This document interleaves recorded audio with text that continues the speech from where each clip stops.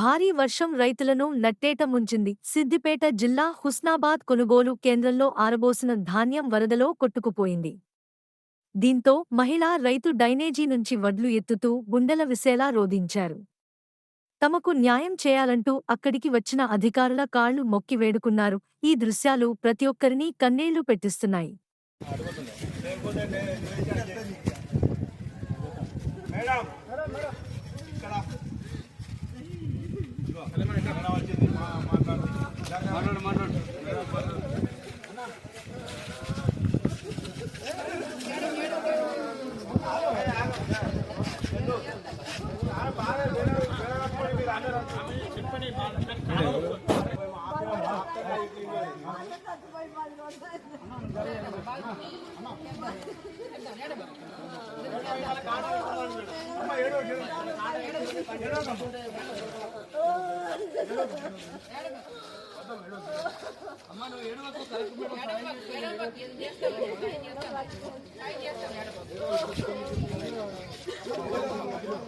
సాయం చేస్తారు మేడం.